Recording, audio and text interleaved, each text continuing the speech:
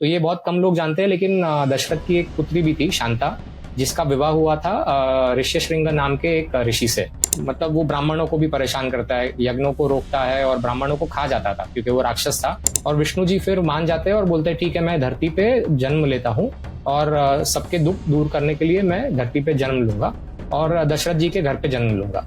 तो पहला जो जन्म था उनका था हिरण्यकशिपु और हिरण्यक्ष, जिनका अंत करते हैं विष्णु अवतार, नरसिम्हा अवतार और वराह अवतार, जो हम काफी लोगों को पता होगी इस कहानी के बारे में।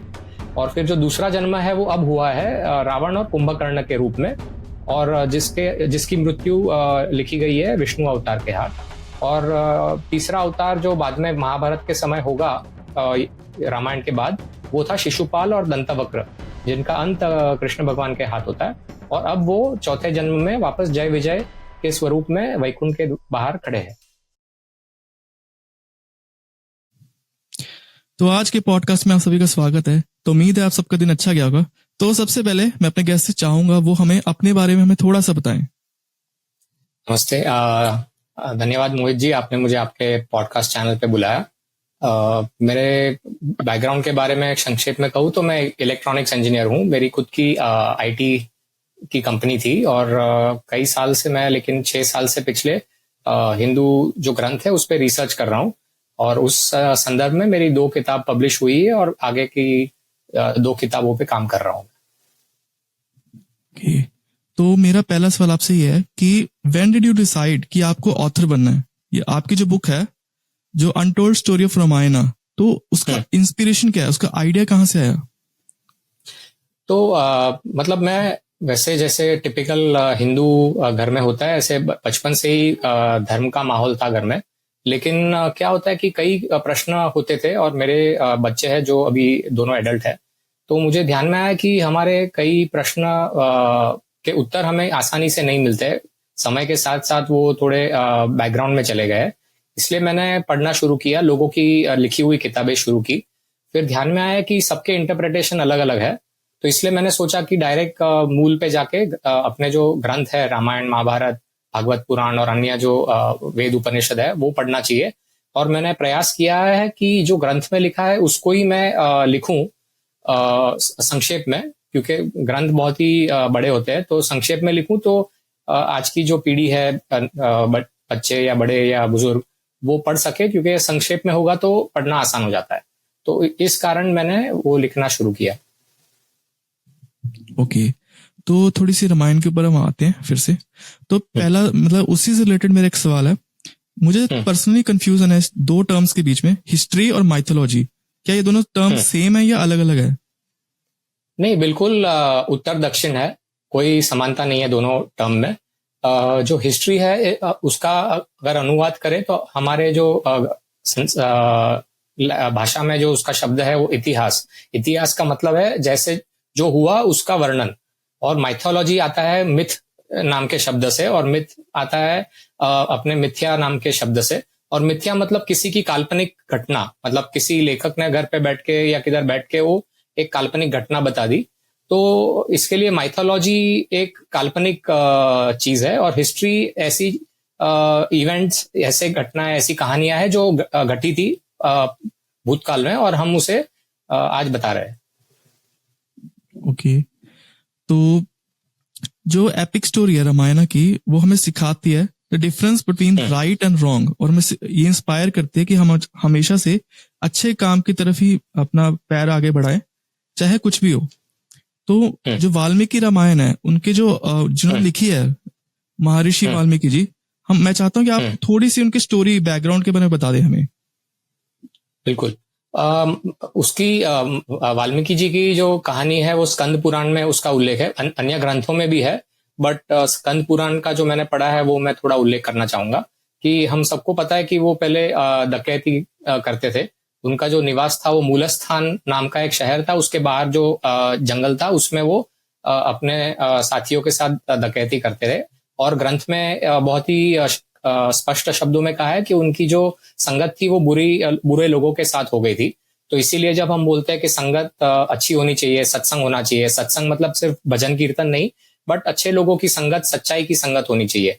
लेकिन वो रत्नाकर जी, वो वाल्मीकि जी का जो पहले का नाम था, वो उनकी संगत बुरी थी तो वो चोरी करते थे। तो एक बार जंगल में सप्तऋषि गुजर रहे थे और नारद जी भी साथ में थे, तो उनको वो देख के मतलब लूटने का प्रयत्न करता है, लेकिन ये तो ऋषि है, उनके पास कुछ है नहीं। लेकिन रत्नाकर जो है वो बोलते हैं कि आपको भय नहीं लगता है मेरे जैसे खूंखार गुंडे को देख के? तो उनको वो बोलते हैं कि डर क्या लगना है, आपको डर लगना चाहिए, आप घर से भाग के इधर ऐसे कर रहे हैं। तो बोलते हैं नहीं, मैं तो परिवार के लिए कर रहा हूँ। तो ऋषि कहते हैं, अत्रि ऋषि कहते हैं कि आप घर जाके पूछिए अपने परिवार वालों के साथ बात कीजिए कि उनको क्या ये मान्य है आप जो गलत काम कर रहे हैं, अधर्म कर रहे हैं, तो हम यहाँ रुकेंगे, हम जाएंगे नहीं। तो तब के पुराने जमाने में विश्वास भी था, चोर भी था तो वो विश्वास करता था अन्य लोगों पे। बोलता है ठीक है मैं घर जाके आता हूँ। तो अपने परिवार वालों से पूछता है, माता पिता से, बीबी से, बच्चों से, तो वो सब यही कहते हैं कि कर्म जो करता है उसको ही कर्मफल भुगतना है, तो हमको आपके कर्मफल नहीं लगेंगे, तो आपको ही भुगतने हैं। तो वो सोच सुन के हैरान हो जाते हैं और रत्नाकर जी जंगल आके ऋषियों के पैर पड़ते हैं और ऋषि उन्हें बताते हैं कि हमारे सनातन धर्म में रास्ता एकदम साफ है कि अगर गलत काम भी करे तो प्रायश्चित करने से हम रास्ता सही चुन सकते हैं। प्रायश्चित का मतलब अगर हम उसका शब्द का अर्थ देखेंगे तो हमारे अंदर चेतना जो है, वो चित्त है, उसको सुधारने का, उसको सफा करने का जो शब्द है प्रया। तो हम अगर हम अपने प्रायश्चित करेंगे तो चित्त अपना साफ होता है, अपना स्वभाव सुधरता है, तो सबको मौका मिलता है। तो उस संदर्भ में नारद जी कहते हैं आप महाकाल वन में जाके तपस्या कीजिए। तो ये मूल स्थान जो मैंने बताया वो आज का पाकिस्तान का मुल्तान है, और जो महाकाल वन है वो आज मध्य प्रदेश का जो उज्जैन है उसके बाहर का जो वन है, वहां पे वाल्मीकि जी ने तपस्या की। और जैसे जब सब हम जानते हैं कि उनके ऊपर एक रेती का ढेर लग गया और फिर उनको ज्ञान हुआ और वो ऋषि हुए और बाद में महर्षि कहलाए। ओके, तो अयोध्या के जो राजा थे, राजा दशरथ, उनकी 3 बीवियां थी, कौशल्या, कैकेयी और सुमित्रा। तो जो राजा दशरथ थे उन्होंने एक प्रेयर की थी to in order to have a children. तो वो स्टोरी के बारे में हमें थोड़ा बता सकते हो? हाँ बिल्कुल। तो उनका बहुत बड़ा साम्राज्य था, अयोध्या नगरी उसकी राजधानी थी, लेकिन उनको कोई पुत्र नहीं था जो ये कार्यभार संभाल पाए। तो इसीलिए वो अपने जो कुल गुरु थे ब्राह्मण ऋषि वशिष्ठ मुनि, उनके पास जाते हैं और पूछते क्या करना चाहिए। तो वशिष्ठ मुनि कहते हैं कि आपको सबसे पहले अपने पितरों की पूजा करनी चाहिए और उस संदर्भ में आपको महालय श्राद्ध की विधि करनी चाहिए। तो दशरथ जी मानते हैं और वो पिंडदान करते हैं अपने पितरों के प्रति। और होने संपन्न होने के बाद वशिष्ठ मुनि कहते हैं कि आप कामाक्षी माता की उपासना कीजिए। उनका जो मंदिर है वो कांची में है, कांचीपुरम जो आज का तमिलनाडु राज्य में जो शहर है वहां पे।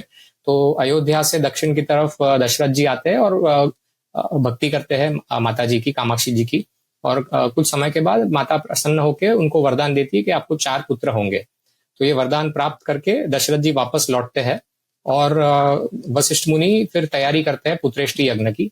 और उनके सुझाव के हिसाब से पुत्रेष्टि यज्ञ का जो कार्यभार संभालने की जवाबदारी वो देते हैं दशरथ के जमाई ऋष्यशृंग जी से।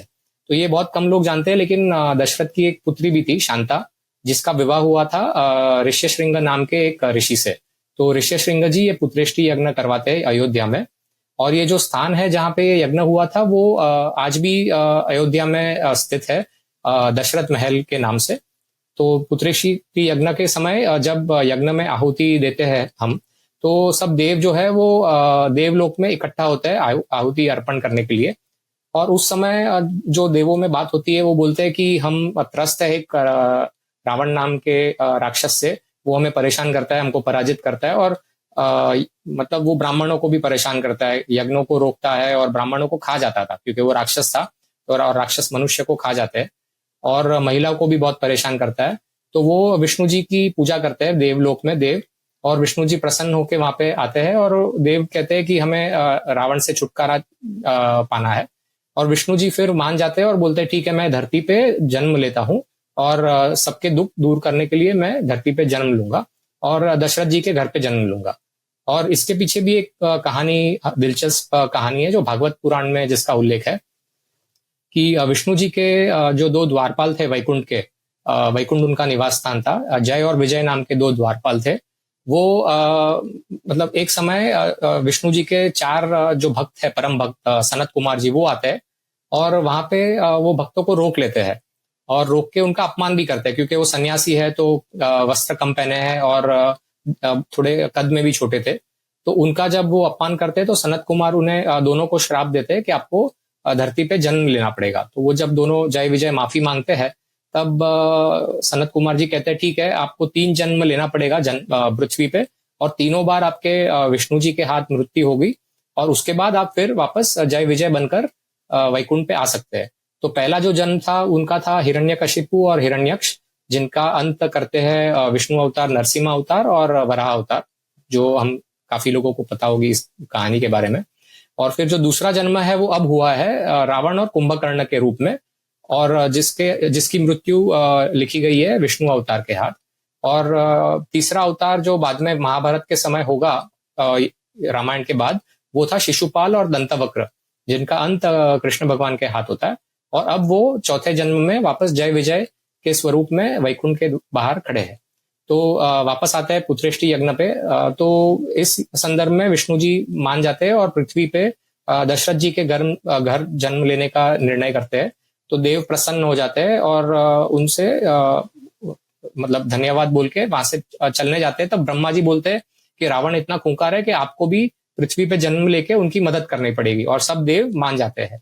और फिर आगे की कहानी हमको पता है कि प्रसाद लेके यज्ञ से उत्पन्न होते हैं एक दिव्य व्यक्ति, और वो प्रसाद अपनी तीनों पत्नियों को देते हैं। तो सबसे बड़ी पत्नी कौशल्या को आधा देते हैं प्रसाद, उसके बाद सुमित्रा को उसका आधा मतलब 1/4 देते हैं, और फिर कैकेयी को उसका आधा मतलब 1/8, और बाद में बचा हुआ वापस सुमित्रा जी को देते हैं। और उस के बाद चारों बच्चे जो है वो पैदा होते हैं, श्री राम, भरत जी, लक्ष्मण जी और शत्रुघ्न जी। ओके, तो जो संत विश्वामित्र जी थे वो काफी पॉपुलर थे उस टाइम पे, और जाने जाते थे अपने गुस्से की वजह से, अपने टेम्पर की वजह से भी। तो सभी लोगों से डरते भी थे। तो एक बार वो श्री राम जी के पास आए थे उनकी मदद मांगने के लिए। वो एक राक्षस है ताड़का, तो उसके पीछे की स्टोरी अगर बता सकते हो तो वो काफी मजेदार है स्टोरी। हाँ हाँ बिल्कुल। तो जब बच्चे चारों बड़े हो रहे होते हैं तो उनको वशिष्ठ ऋषि शिक्षण देते हैं, वेदों का ज्ञान, जो शस्त्र है उनका ज्ञान, शस्त्र और शास्त्र दोनों जरूरी है, तो दोनों का ज्ञान चारों को मिलता है। जब वो श्री राम जी 15 साल के होते हैं तब विश्वामित्र ऋषि अयोध्या आते हैं, और जैसे आपने बताया बहुत ही क्रोध उनको होता था, लेकिन वो क्रोध को काबू करने के बाद ही उनको ब्रह्म ऋषि की पदवी मिली थी। वो पहले क्षत्रिय थे, लेकिन उनको वशिष्ठ मुनि ने अपने ब्राह्मण तपस्या के बल से हराया था। इसलिए उन्होंने विश्वामित्र जी ने बहुत घोर तपस्या करके पहले वो राज ऋषि बने, फिर साधारण ऋषि, फिर राज ऋषि, फिर देव ऋषि, और फिर अंत में ब्रह्म ऋषि बने क्रोध को काबू करके। तो वो अयोध्या में आते हैं और बोलते हैं दशरथ जी को, मतलब जब आते हैं सामने तो दशरथ जी उनको नमन करके बोलते हैं कि ऋषि जी आप जो आज्ञा करेंगे मैं आपका सेवक हूँ, करने को तैयार हूँ। तो विश्वामित्र जी बोलते हैं कि मुझे जो हम यज्ञ करते हैं जंगल में, तो वहां पे राक्षस आके बाधा पहुंचाते हैं। वो यज्ञ कुंड में गंदी चीजों को फेंकते हैं, मांस है और अन्य गंदी चीजों, मलमूत्र है। तो श्री राम को भेजिए तो मैं उन राक्षसों का अंत करने चाहता हूँ। तो दशरथ जी हैरान हो जाते हैं, बोलते हैं तो 15 साल का बालक है और राक्षस को मारना मेरे लिए भी थोड़ा मुश्किल है। तो जब वो थोड़ा हिचकिचाते हैं तो क्रोध आना शुरू हो जाता है विश्वामित्र जी को। तो वशिष्ठ मुनि आके उनको बोलते हैं कि जो हम सबने सुना है, प्राण जाए पर वचन न जाए, तो सूर्यवंशी परंपरा है। तो इस कारण दशरथ जी फिर मान जाते हैं और श्री राम को वहां पे सभा में बुलाते हैं। और श्री राम के पास काफी प्रश्न है, मतलब जैसे महाभारत के युद्ध भूमि पे अर्जुन जी ने जो प्रश्न पूछे थे श्री कृष्ण से, वैसे ही प्रश्न श्री राम वशिष्ठ मुनि से पूछते हैं। और ये जो संवाद है इसका नाम है योग वासिष्ठ।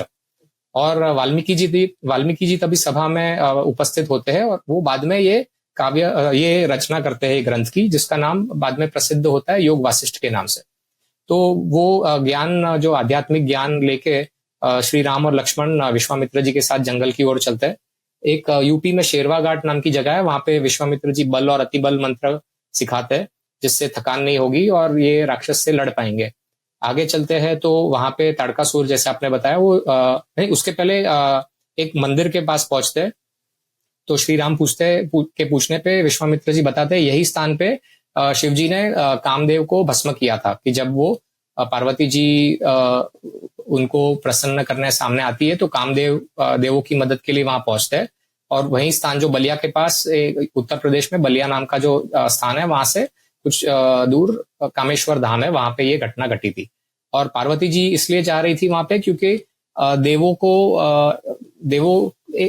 उस बहुत पहले की समय की बात है, तो थोड़ा डाइवर्ट हो जाता है। तो 3 असुर थे, सूरपद्मन, तारक और सिंहमुख। तो ये 3 को वरदान था ब्रह्मा जी का, और इसलिए उन्होंने देवलोक पे विजय प्राप्त की थी। और उनका वरदान ये था कि वो हारेंगे नहीं, और हारेंगे तो सिर्फ शिव जी के पुत्र से, और वो भी 6 दिन के पुत्र से। उन्होंने ये वरदान इसलिए मांगा था क्योंकि उनको पता था कि शिव जी ब्रह्मचारी है, उनको संतान तो होनी नहीं है, और होगी तो भी 6 दिन के पुत्र से हारना लगभग असंभव है। तो इसीलिए वो शिव जी की शादी कराना चाह रहे थे, और इसलिए उन्होंने कामदेव को भेजा था। तो मतलब बाद में शादी होती है जैसे हम सबको पता है, लेकिन विश्वामित्र जी और श्री राम और लक्ष्मण जी की यात्रा पे हम आगे चलते हैं। तो चरित्रवन नाम का एक स्थान है, बिहार में बक्सर नाम की जगह है, बिहार यूपी बॉर्डर पे। तो वहां पे ताड़कासुर का अंत करते हैं, जिसके पास हजारों हाथी की ताकत है, इतनी क्रूर राक्षसी है। तो उसका अंत करते हैं, और फिर वहां पे कुछ दूर, वही कुछ बाजू में वहां पे वामन आश्रम है, सिद्ध आश्रम भी कहते हैं, जहाँ पे वामन अवतार जी का जन्म हुआ था। वहां पे वो रुकते हैं। वो यहाँ पे सब ऋषि मुनि कहते हैं कि अन्य भी राक्षस बाकी है, जैसे कि ताड़कासुर के 2 बेटे सुबाहु और मारीच, ये प्रमुख खूंखार राक्षस है। तो इस शाम के ढलने के बाद अगले दिन संध्या वंदना करने के बाद विश्वामित्र जी अस्त्रों की जो अस्त्र का ज्ञान है, शस्त्र का ज्ञान है, वो दोनों भाइयों को देते हैं। मतलब पूरे जितने भी अस्त्र है, ब्रह्मास्त्र तक सब अस्त्रों का ज्ञान देते हैं, और उस अस्त्रों का ज्ञान से लड़ाई शुरू होती है। तो सबसे पहले जो मारीच राक्षस है, उसको श्री राम मानव अस्त्र से 100 योजन दूर नदी में फेंकते हैं, मतलब लगभग समझो 900 किलोमीटर के आसपास हुआ। और अग्नि अस्त्र से सुबाहु का अंत करते हैं। और वहां पे ऋषि सब प्रसन्न होते हैं, और वो फिर आगे सुझाव देते हैं कि हमें जनक ऋषि के वहां जाना चाहिए, क्योंकि वहां पे शिव जी के धनुष की पूजा हो रही है। तो सब तय करते हैं, और सब ब्राह्मण ये तीनों के साथ फिर चलते हैं। तो एज पर लोकल फोकलोर वो सोन नदी के तट पे पारेव नाम के एक जगह पर रुकते हैं। नदी क्रॉस करके फिर आगे गंगा नदी भी क्रॉस करके वहां पे एक रामचौरा नाम की जगह है, जहाँ पे श्री राम जी का मंदिर है, वहां पे रुकते हैं। फिर आगे चल के वैशाली जो राज्य था प्राचीन, जो आज भी है बिहार में, वहां पे सुमति नाम के राजा उनका भव्य स्वागत करते हैं, आदर करते हैं। और फिर कुछ समय के बाद वो आगे चलते हैं, मिथिला नगरी पहुंचते हैं। और नगरी के कुछ बाहर ही वो अहल्या नाम का एक पत्थर वहां पे शिला देखते हैं, और वो श्री राम विश्वामित्र जी से पूछते हैं, और वो गौतम ऋषि और उनकी पत्नी अहल्या की कहानी सुनाते हैं कि इंद्र जो थे देवों के राजा, देव मतलब डेमी गॉड, भगवान नहीं, तो वो 2 देवों के राजा थे इंद्र, उनको पसंद आ गई थी अहल्या, और ये अधर्म के कारण काम वासना जागी थी। और वो जब गौतम ऋषि बाहर थे तो वहां पे पहुंचे थे गौतम ऋषि का रूप लेके। तो अहल्या पहचान जाती है, लेकिन फिर भी उनको भी काम भावना जागती है, और दोनों आगे संभोग करते हैं। और अहल्या बोलती है जल्दी चले जाओ गौतम जी आने के पहले। जैसे ही इंद्र बाहर आते हैं तो गौतम जी वहां पे देख लेते हैं, और अपने यौगिक तपस्या की शक्ति से पहचान जाते हैं कि क्या हुआ है, और श्राप देते हैं कि जो स्त्री की योनि है उसके 1000 चिन्ह तेरे शरीर पे होंगे। और बाद में इंद्र बहुत तपस्या करते हैं, बहुत माफी मांगते हैं, तो वो मतलब आंखों के चिन्ह हो जाते हैं बाद में शरीर पे, और अहल्या को श्राप देते हैं कि तू पत्थर हो जाएगी। और यही स्थान है वो जो दरभंगा आज का जो बिहार है, वहां पे अहिल्या उद्धार स्थान है। और उसी समय गौतम ऋषि फिर थोड़ा दूर गौतम कुंड है, जहाँ पे तपस्या करते हैं अपनी पत्नी से पुनर्मिलाप के लिए। तो जब ये सुनने के बाद श्री राम पैर से छूते हैं वो पत्थर को, तो वो जीवित हो जाती है। तो चलती है, मतलब सुना है सब लोगों ने, लेकिन ये ज्योग्राफी जब हम इसके साथ जोड़ देते हैं तो माइथोलॉजी निकल के वो इतिहास में बदल जाता है, जो हकीकत में इतिहास है। और फिर आगे जनक जी का यज्ञ है, वहां पहुंचते हैं। और फिर वहां पे हम सबने कहानी तो सुनी है कि वो शिव जी का धनुष उठाते और सीता जी का हाथ जीत लेते। लेकिन जब वो शिव जी का धनुष उठाते हैं तो एक हिस्सा उसका धनुष धाम करके एक नेपाल में जगह है, जो जनकपुर, जहाँ पे ये घटना हुई थी, रंगभूमि जनकपुर, वहां से 23 किलोमीटर दूर एक धनुष का भाग गिरता है। और फिर सीता जी का हाथ जीतने के बाद श्री राम कहते हैं कि मुझे अपने परिवारजनों की जो बुजुर्ग है उनकी आज्ञा के बाद ही विवाह करना है। तो 4 दिन के बाद दशरथ जी वहां पे पहुंचते हैं और पूछते हैं कि मतलब एक आश्चर्य की बात है ना कि छोटी सी लड़की उनको जमीन में मिली। तो वहां पे शतानंद ऋषि बोलते हैं कि मैं ये कहानी बताता हूँ। शतानंद ऋषि यानी गौतम ऋषि और अहल्या जी की संतान के पुत्र, और वो जनक जी के कुलगुरु भी है। तो बताते हैं कि आनंद रामायण में आता है ये किस्सा कि एक पद्माक्ष नाम के राजा थे। उनकी जो प्रजा थी वो बहुत सुखी संपन्न थी। तो उनको भी इच्छा होती है कि मुझे भी लक्ष्मी चाहिए। तो वो लक्ष्मी जी और विष्णु जी की पूजा करते हैं और कुछ समय के बाद दोनों प्रकट होके उनको फल में एक फल देते हैं वरदान के रूप में। और थोड़े समय के बाद वो फल खोलते हैं तो उसमें से एक छोटी कन्या आती है, और वो जब बड़ी होती है तब पद्माक्ष जी उसका एक स्वयंवर रखते हैं। तो स्वयंवर कठिन होता है क्योंकि लक्ष्मी जी का स्वरूप है, तो कोई नहीं जीत पाता है। असुर भी आते हैं, राक्षस भी आते हैं और राजा भी आता है, लेकिन कोई नहीं जीत पाता है। तो एक युद्ध होता है जिसमें क्योंकि असुर और राक्षस को चाहिए कि वो इस कन्या का हाथ ले सके, तो युद्ध में पद्माक्ष मारे जाते हैं। और ये सब देख के वो कन्या अग्नि में प्रवेश ले लेती है। मतलब जो हम कुछ समय पहले जो हम सुनते थे कि समझो राजस्थान की जो कन्याएं थी वो जौहर करती थी, तो वैसे ही राक्षसों से बचने के लिए वो कन्या ने अग्नि में प्रवेश कर लिया। और वो बाहर आती है तब वो रावण को देख लेती है, तो वापस अग्नि में प्रवेश करती है कि ये राक्षस बहुत ही काम से प्रेरित राक्षस है। और रावण बहुत पानी डालता है उसमें अग्नि में, और अग्नि शांत होने के बाद उसको 5 मोती मिलते हैं। तो वो 5 मोती एक बक्से में डाल के लंका लेके जाता है। और फिर वहां पे उसकी पत्नी कुछ समय के बाद वो बक्सा उसके साथ खोलती है, तो मंदोदरी तो बक्सा खोलती है तो उसमें एक छोटी सी कन्या मिलती है।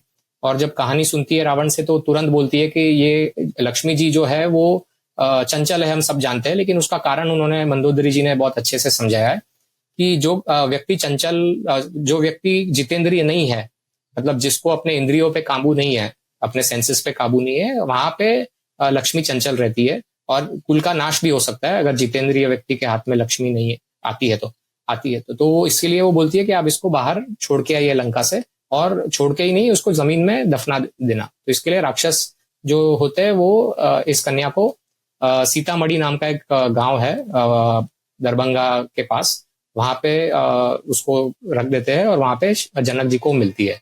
तो ये कहानी है। और फिर विवाह होता है, और फिर चारों भाइयों का चारों बहनों से विवाह होता है, और फिर वो वापस लौटते हैं। और लौटने के समय वो परशुराम जी वहां पे आ जाते हैं। उनका जो मूल निवास है आज भी महेंद्र पर्वत है, जो गजापति डिस्ट्रिक्ट में ओडिशा के गजापति डिस्ट्रिक्ट का महेंद्रगिरी है। तो वहां से वो तब तक आ जाते हैं, और ये उनका दोनों विष्णु अवतार का की भेंट होती है। वो बोलते हैं कि मैंने जब शिव का धनुष उठाया था तो गर्जना सुनी थी, और मुझे विश्वास नहीं हो रहा है, इसलिए मैं विष्णु जी का धनुष लाया हूँ जो सिर्फ मैं उठा सकता हूँ, तो मुझे उठा के दिखाइए ये धनुष। तो श्री राम उठाते भी है और एक बाण भी छोड़ते हैं आकाश में। तो परशुराम जी संतुष्ट हो जाते हैं कि ये विष्णु अवतार है, और फिर वो बाण का विसर्जन करते हैं वरुण देवता, मतलब नदी में। और ये स्थान आज भी उत्तर प्रदेश में है, 2 हरी घाट के नाम से प्रसिद्ध है। और जब परशुराम जी वापस लौट रहे होते हैं तो उनकी मुलाकात होती है दत्तात्रेय ऋषि से। और वहां पे तब दत्तात्रेय ऋषि परशुराम जी को तंत्र का ज्ञान देते हैं, जो ग्रंथ आज हम त्रिपुरा रहस्य से जिसका नाम आज प्रख्यात है। और तंत्र की बहुत ही ब्यूटीफुल, बहुत ही खूबसूरत, बहुत ही अद्भुत साधना का ज्ञान देते हैं, जो सात्विक ज्ञान है, जिससे जो साधक है, जो मोक्ष की राह पे चल रहा है, उसके लिए बहुत ही अच्छा ग्रंथ है। तो चारों कपल और बाकी के लोग अयोध्या पहुंचते हैं और धूमधाम से सेट हो जाता है, और श्री राम अपने बुजुर्ग अपने राज्य की सेवा में लग जाते हैं। ओके, जैसे कि हमें पता है कि परशुराम जो थे वो विष्णु जी के 6ठे अवतार थे। तो टोटल विष्णु जी के कितने अवतार थे? तो भागवत पुराण में 24 अवतारों का उल्लेख है विष्णु जी के। मतलब जो सबसे पहले अवतार मेरे ध्यान में अभी आ रहा है वो कर्दम नाम के प्रजापति थे, उनके पुत्र कपिल ऋषि थे। तो कपिल ऋषि ने उनकी माता देवहूति को जो ज्ञान दिया था सांख्य का, जो मोक्ष का या संन्यास मार्ग है मोक्ष के तरफ जाने का, तो वो सबसे पहले अवतार मेरे ध्यान में है। फिर हय अवतार है, हयग्रीव है। फिर जो व्यास मुनि जो हम जानते हैं, जिन्होंने सब वेदों का जो को ऑर्गेनाइज किया और महाभारत रची, वो भी विष्णु अवतार थे। मतलब पराशर ऋषि जो तपस्या कर रहे थे विष्णु जी की, उनसे प्रसन्न होकर विष्णु जी ने कहा था कि मैं आपका पुत्र बनूंगा। तो ऐसे कई अवतार हुए। तो इसमें से इसलिए हम आंकड़ा नहीं देना चाहिए हमें। परशुराम जी अवतार थे और उसके बाद के अवतार राम जी थे। तो जैसे कि अभी कलयुग चल रहा है, तो कल की अवतार, तो पुराणों के हिसाब से या शास्त्रों के हिसाब से क्या लिखा गया है, मतलब कलयुग में क्या होगा? तो हम जो देख रहे हैं वही बहुत ही अद्भुत तरीके से उसका वर्णन है। आप कोई भी ग्रंथ उठा लीजिए, उसमें भागवत पुराण हो या शिव पुराण हो या कोई भी ग्रंथ में कलयुग का उल्लेख है कि जो धर्म है उसका क्षय होते जाएगा, वो कम होते जाएगा, जो अधर्म है वो बढ़ेगा। मतलब जो 4 युग हम सब जानते हैं, सतयुग, त्रेता युग, द्वापर युग और कलयुग। तो जो सतयुग है उसमें लोग बहुत धार्मिक है, बहुत अच्छे हैं, अच्छे आचरण है, अच्छे विचार है, अच्छे बोल है, तो उसमें धर्म सबसे प्रबल है। फिर और सात्विक है लोग। और जब त्रेता युग आता है तो थोड़ा लोग राजसिक हो जाते हैं। राजसिक मतलब जो आज का हम रैट रेस कह सकते हैं। और फिर भी सात्विक लोग ज्यादा है। और फिर द्वापर आते आते थोड़ा तमस भी आ जाता है। तमस यानी जो धर्म बोल लो या आलस बोलो या प्रोक्रेस्टिनेशन जो लोग करते हैं या विकेडनेस, वो आ जाता है। और कलयुग में धर्म सिर्फ एक पैर पे है और बाकी के 3 पैर अधर्म है। तो धर्म है अभी भी, लेकिन अधर्म का प्रभाव ज्यादा है। तो उसमें हम देख ही रहे हैं, जैसे मतलब चोरी चपाटी बढ़ रही है, मतलब पाप बढ़ रहे हैं, हत्याएं बढ़ रही है, लोग चीटिंग ज्यादा आसानी से कर लेते हैं, लोगों में शर्म कम हो गई है, जो काम भावना है वो बढ़ गई है। तो इसीलिए कलयुग का ये वर्णन है। वैसे तो कल की अवतार जब कलयुग पर चरण सीमा पे होगा, तब कल की अवतार आएंगे और अधर्मियों का नाश करेंगे। और उनको साथ देने के लिए परशुराम जी का जो दायित्व है उसको निभाने के लिए अभी भी वो चिरंजीव है।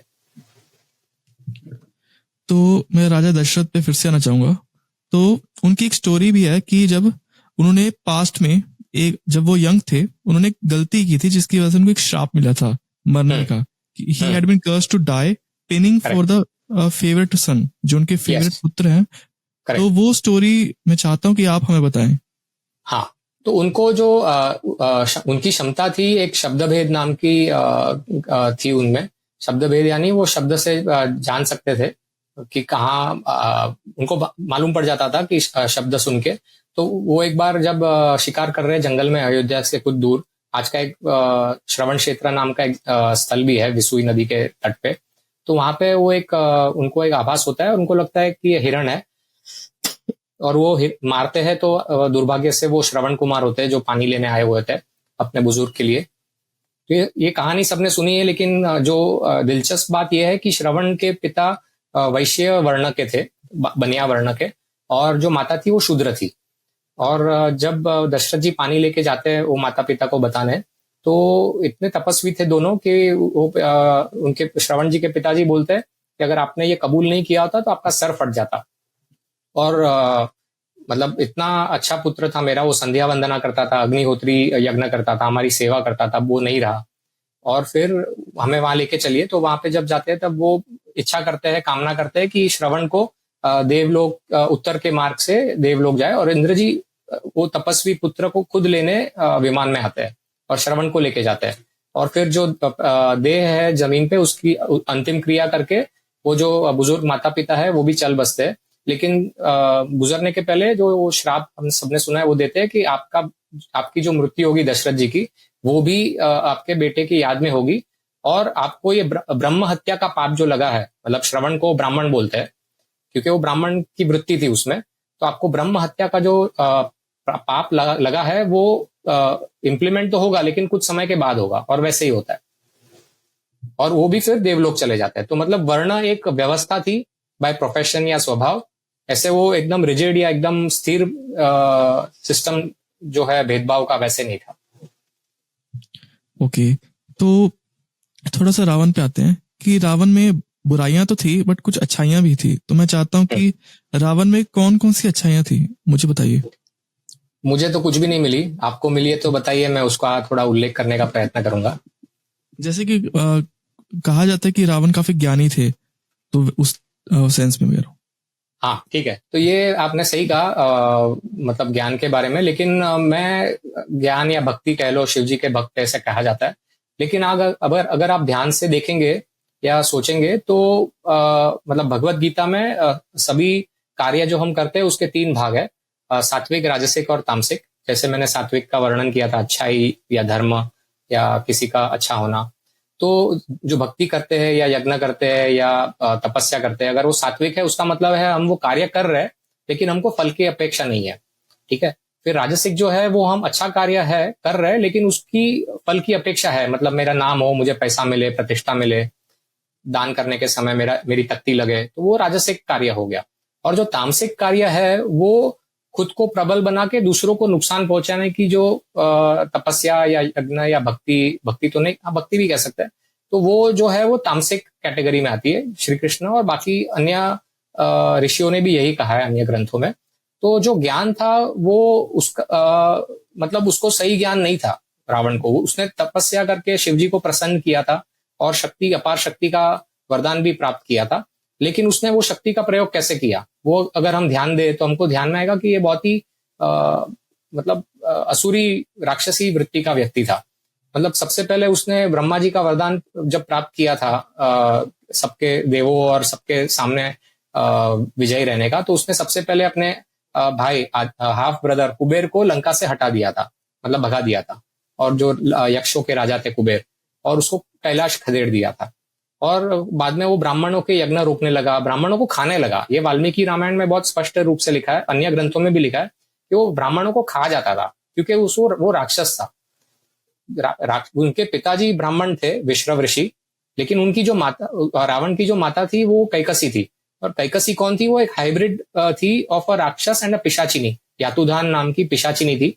तो दोनों की जो हाइब्रिड थी वो कैकसी थी, इसलिए इसमें काफी पिशाच राक्षस टाइप गुण थे, अवगुण थे।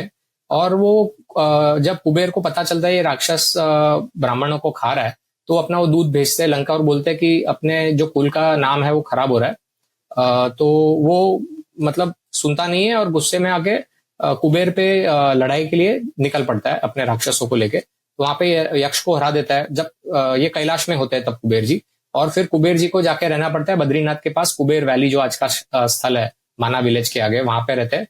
वहां पे दिक्पाल भी माने जाते हैं वो। और अपने ही भाई का उसने नुकसान किया, उसका पुष्पक विमान छीन लिया, उसका राज्य छीन लिया, ब्राह्मणों को खा रहा है। अब हम देखेंगे कि और क्या क्या बुराई कर रहा है वो महिलाओं पे अत्याचार करता था। मतलब जैसे मैंने बताया कि मतलब तीन चार उदाहरण दूंगा तो आप थोड़ा हैरान हो जाएंगे क्या क्या कर रहा था वो। सबसे पहले मैं उदाहरण दूंगा वेदवती का। तो ऋषि कुशध्वज की पुत्री थी, वो तपस्या कर रही थी विष्णु जी से विवाह के लिए, विष्णु जी का साथ प्राप्त करने के लिए।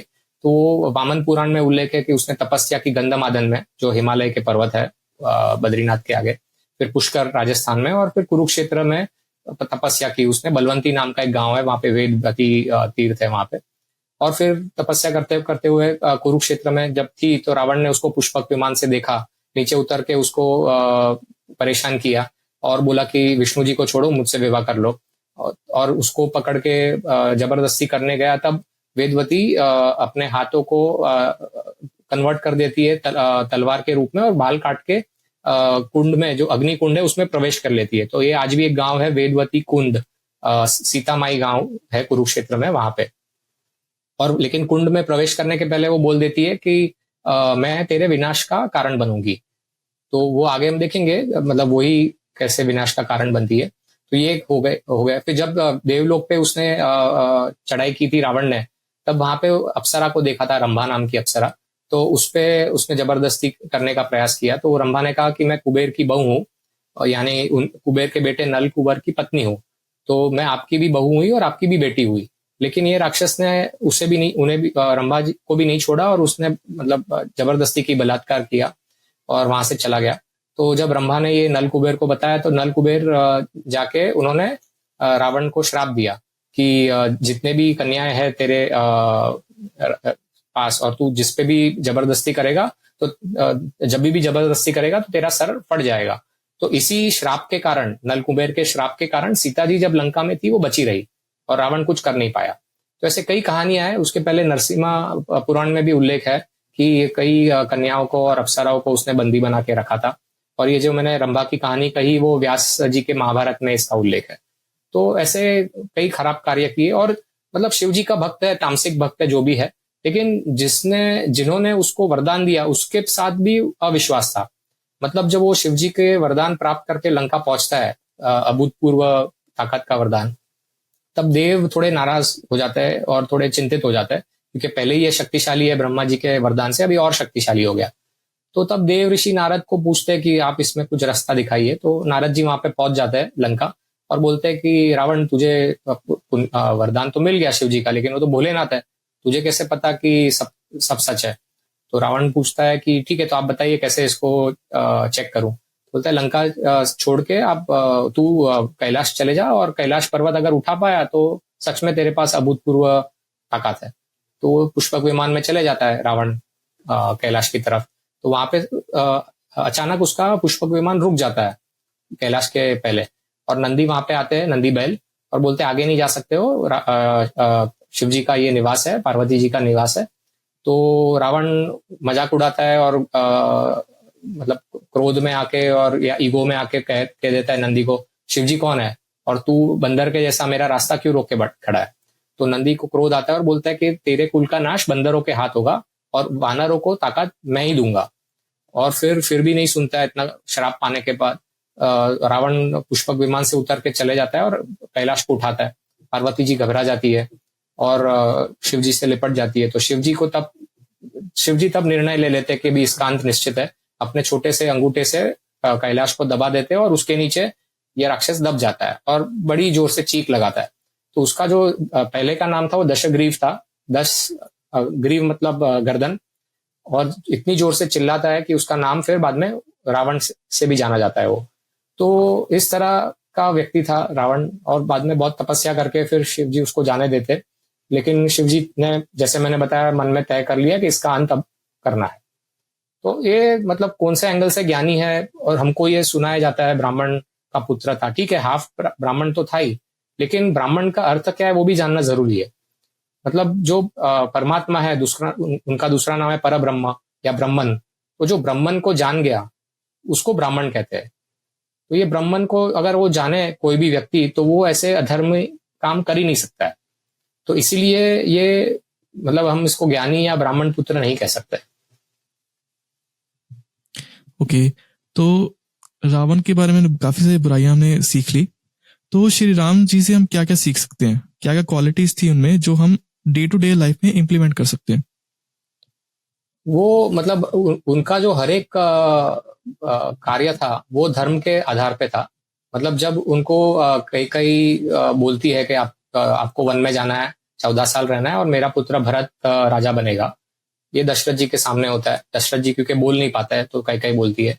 तो जिस दिन श्री राम इतने बड़े साम्राज्य के राजा होने वाले होते हैं, राज्य अभिषेक होने वाला है, और उनको ऐसा कोई भी व्यक्ति अगर ऐसा सुने तो शायद ना बोल दे कि मैं नहीं सुनूंगा, लेकिन उनके मुंह पे जरा भी कुछ गुस्सा नहीं था, जरा भी कोई नाराजगी नहीं थी और वो स्थित प्रज्ञ थे। मतलब कोई ऐसा वहां पे जो मौजूद थे लोग, उनको कोई ऐसा खराब चिन्ह नहीं दिखा उनके मुंह पे। तो उन्होंने बोला कि मैं अपने पिता की आज्ञा का पालन किए बिना एक क्षण भी नहीं जी सकता हूँ, और ये आपने मांगा है तो इसका पालन होगा। मैं जाता हूँ वन में। तो ये उनका एक उदाहरण हुआ। और फिर जब भरत जी मिलते हैं उनको चित्रकूट में, क्योंकि भरत जी का भी एक अद्भुत उदाहरण है कि इतना बड़ा राज्य मिल रहा है और वो उसको ठुकरा के बोल रहे कि मैं राज्य नहीं लूंगा। कई कई को डांटते भी है और चित्रकूट जाके श्री राम के पैर पड़ते हैं और छोड़ते नहीं है उनका पैर कि नहीं आपको आना ही पड़ेगा।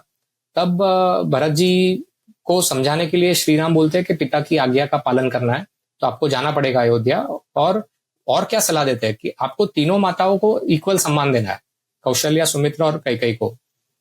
आपको तीनों माताओं को सम्मान देना है, किसी का भी निरादर नहीं करना है और प्रजा का ध्यान रखना है, ऐसा कह के भेजते हैं। और जब चित्रकूट में भरत जी बताया था दशरथ जी का देहांत हो चुका है, तो वो तुरंत पिंडदान भी करते हैं सीता जी और लक्ष्मण जी के साथ अपने पिता का। तो पितरों की पूजा भी उन्होंने कई समय की है, मतलब चित्रकूट में की, फिर वो जब पंचवटी में थे वनवास के दौरान, जब वो चित्रकूट से निकल के मध्य प्रदेश बांधवगढ़ के क्षेत्र से छत्तीसगढ़ होते हुए आंध्र प्रदेश में भद्राचलम होते हुए फिर वापस महाराष्ट्र में आते हैं रामटेक के वहां, और फिर वहां से पंचवटी आते हैं। तो पंचवटी में गोदावरी के तट पे उन्होंने पितरों के लिए पिंडदान किया। तो आज के जमाने में हम काफी लोग वो सब भूल गए, लेकिन उन्होंने अपना जो कर्तव्य था, धर्म था, वो निभाया पितरों के प्रति। और फिर चित्रकूट से पंचवटी से वो पुष्कर की तरफ भी गए, राजस्थान में जो है आज, वहां पे भी उन्होंने पिंडदान किया अपने पितरों के लिए, क्योंकि बहुत ही पावन नदी तालाब है वहां पे। और वहां पे और एक साइड स्टोरी ये है कि जब वो ब्राह्मणों को खिला रहे हैं वहां पे जो पितरों की पूजा के बाद, तो एकाएक सीता जी चुप जाती है पेड़ के पीछे जाके, और ब्राह्मणों को खिलाने के बाद श्री राम पूछते हैं कि क्यों ऐसा किया। तो सीता जी कहती है कि जब हम खिला रहे थे ब्राह्मणों को, तब मैंने देखा कि आकाश मार्ग से आपके 3 पूर्वज आए, मतलब दशरथ जी, उनके पिताजी अज और उनके पिताजी रघु, जो दिलीप के बेटे थे। तो 3 जो पूर्वज आए आपके, वो वस्त्र उनके एकदम राजा के वस्त्र थे, और मैं इधर वनवास के वस्त्र में हूं, तो मुझे शर्म आई, इसलिए मैं साइड पे चली गई। तो ये पितरों के भी प्रति उनका जो सम्मान था, उनका कर्तव्य था, वो निभाया। बुजुर्ग के प्रति बहुत ही आदर से बात करते थे। तो वो वनवास भी गए, तो उनको रोकने के लिए पूरी प्रजा रास्ते पे आ गई। जो दशरथ के सारथी थे सुमंत्र, वो जब लेके जा रहे थे उनको वनवास में अयोध्या से बाहर, तो पूरे प्रजा ने रास्ता रोक लिया। तो उसका कारण ये था कि मतलब 3 भाग में हमारे शास्त्र किसी भी चीज को डिवाइड करते हैं, जैसे कि शारीरिक, वाचा, वर्बल और मानसिक। तो उनका शारीरिक व्यवहार बहुत अच्छा था, मतलब वो आदर से ऋषियों के साथ, ब्राह्मणों के साथ, बुजुर्गों के साथ, कोई भी वर्ण का बुजुर्ग हो, आदर से व्यवहार करते थे, यज्ञ करते थे, संध्या वंदना करते थे। फिर उनकी जो बोली थी वो भी बहुत अच्छी थी। उनके जो शब्द थे वो बहुत मधुर थे, हमेशा अच्छे शब्दों से शुरुआत करते थे, अपशब्द का प्रयोग नहीं करते थे, किसी का अपमान नहीं करते थे, और मन भी बहुत साफ था, किसी के प्रति क्रोध या द्वेष नहीं था, सबके प्रति अच्छे भाव रखते थे। लेकिन जो दुष्ट थे उनके प्रति उन्होंने सख्ती निभाई है, तो वो राजधर्म का भी पालन करते थे। तो इस हिसाब से कई धर्मों का उन्होंने पालन किया।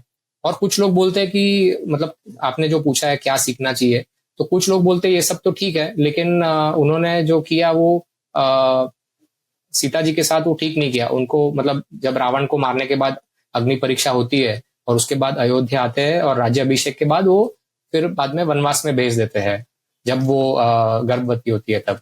तो वो ठीक नहीं किया। लेकिन आप थोड़ा शांत दिमाग से अगर सोचेंगे कि कौन सा पति है भूतकाल, वर्तमान और भविष्य में भी, आप अनुमान लगा लीजिए कि जो हजारों किलोमीटर चलेगा अपनी बीबी के लिए, उसको ढूंढते ढूंढते। ऐसा कोई सुना है क्या किसी ने, जो अपनी जान पे खेल के हजारों किलोमीटर चल के इतने राक्षसों को का अंत करके, वाली जैसे शक्तिशाली वानर को हरा के, इतना बड़ा राम सेतु बना के, खूंखार राक्षसों से लड़के अपनी बीबी को प्राप्त करता है। तो ऐसा अद्भुत उदाहरण कहीं पे भी नहीं मिलेगा। तो इसलिए वो हर एक एंगल से अच्छे थे, और एक मित्रता भी अच्छी निभाई उन्होंने। जब वो अयोध्या से निकले थे वनवास के बाद, तब वो श्रृंगवेरपुर नाम का एक गांव है, वहां पे रुके थे गंगा के तट पे। आज भी एक श्रृंगवेरपुर है, जहाँ पे श्रृंगी ऋषि और शांता देवी का मंदिर भी है। और जो निषाद राजा थे वहां पे, गुह नाम के उनके मित्र थे, वहां पे रुके थे। तो और गुह ने बाद में उनको गंगा जी पार करने के लिए मदद भी की थी, केवट के नाव की जो कहानी हमने सबने सुनी है। लेकिन जब रावण को मारने के बाद वनवास का काल खत्म हो रहा था, वो पुष्पक विमान में लंका से वापस लौटते हैं, सीता जी, लक्ष्मण जी और अन्य वानर सेना के प्रमुख के साथ। तो भरद्वाज ऋषि के आश्रम में रुकते हैं, प्रयाग में, जो आज का प्रयागराज है, गंगा सरस्वती यमुना के संगम पे। तो वहां पे वो तब हनुमान जी को बोलते कि प्लीज जरा आप आगे जाके मेरे मित्र निषाद जो राजा है गुह, उसको बताइए, और मेरे भाई भरत को बताइए मैं आ रहा हूँ। मतलब ऐसा नहीं था कि काम हो गया तो मैं आपको भूल गया। तो ये मित्रता निभाई उन्होंने, उनको याद रखा, उनको सम्मान दिया। मुश्किल घड़ी से पार निकलने के बाद जब अच्छी घड़ी आई, अच्छे दिन आए, तब उनको याद रखा। तो ये ऐसे कई कई उनके पहलू है जो हमें सीखने चाहिए, देखने चाहिए। ओके, मेरे दिमाग में अभी भी काफी सारे सवाल है, लेकिन मेरे हाँ दिमाग में एक और सवाल है अस्त्रों के हाँ लेके। हाँ तो अस्त्र क्या है, मतलब अगर हम मॉडर्न लैंग्वेज में बात करें, वेपन्स, हाँ। आज के टाइम में तो हम अस्त्रों को वेपन ही बोलते हैं, उस टाइम के जमाने में अस्त्रों की क्या डेफिनेशन थी रियल, और वो दिखते कैसे थे? तो जो मैंने पढ़ा है उससे मैं बता सकता, कोशिश करता हूँ बताने की। तो जो अस्त्र थे वो कई किस्म के थे। जो गदा है उसका संस्कृत शब्द है परिगेण, वो था। फिर एक भाला था, स्तंभ कह सकते हैं उसको। फिर धनुष बाण तो हम सबने सुना है। फिर बाकी के मतलब तलवार भी हम सबने सुना है। और मतलब जो जो बाण थे उसको उसको मंत्र उच्चार से उसको उसका प्रभाव बढ़ा सकते थे। तो ये जो विश्वामित्र जी ने ज्ञान दिया था श्री राम और लक्ष्मण जी को, वो अनेक अनेक शस्त्रों का ज्ञान दिया था। अन्य योद्धाओं के पास भी ये ज्ञान था। तो कई कौन से शस्त्र थे, मैंने पहले ही दो शस्त्रों का उल्लेख किया था। मानवास्त्र जिससे मारीच को समुद्र में फेंका था, अग्नि अस्त्र जिससे सुबाहु राक्षस का अंत किया था। वैसे अन्य अस्त्र थे। फॉर एग्जाम्पल लक्ष्मण ने इंद्रजीत जब युद्ध हो रहा था तब वो असुरी यज्ञ कर रहा था, और अगर वो असुरी यज्ञ संपन्न हो जाता तो उसको और ताकत मिल जाती। इसलिए, और वो अदृश्य होने की ताकत थी उसके पास। तो इसके लिए उस समय कुबेर ने अपने दूत को भेज के एक द्रव्य दिया, लिक्विड दिया, जो लक्ष्मण ने अपने आंखों पे लगाया तो वो अदृश्य होना बंद हो गया इंद्रजीत। और बहुत भीषण युद्ध चला, दोनों ने बहुत सारे बाण चलाए एक दूसरे पे। तो बाण को मंत्र करके उसको अस्त्र कह सकते हैं हम। और जो देव की उपासना करके मंत्र पढ़े जाए तो वो अस्त्र उसका हो जाता है। तो मैंने जैसे बताया, इंद्रजीत का अंत लक्ष्मण जी ने किया इंद्र अस्त्र से, मतलब इंद्रजीत ने इंद्र को हराया था और उसका अंत हुआ इंद्र के नाम के इंद्र अस्त्र से। तो ऐसे एक अस्त्र हो गया। फिर रावण का एक बेटा था अतिकाय। जब उसको पता चला रावण को कि कुंभकर्ण का अंत हुआ है श्री राम के हाथ, तो बहुत दुखी हो गया। तो उसके जो 4 बेटे थे वहां पे आए, उसमें एक बेटा था अतिकाय। तो उसको ब्रह्मा जी का वरदान था। तो वो बोलते कि आप चिंता मत कीजिए, हम जाके श्री राम को हराते हैं और उनका अंत करते हैं, और लक्ष्मण का। तो जब ये चारों गए तब लक्ष्मण के साथ युद्ध हुआ अतिकाय का। और बहुत लंबा युद्ध के बाद भी उसको मार नहीं पा रहे थे लक्ष्मण जी। तो उसको क्योंकि मतलब उसका जो राज था वो वायुदेव आके उनको बताते हैं।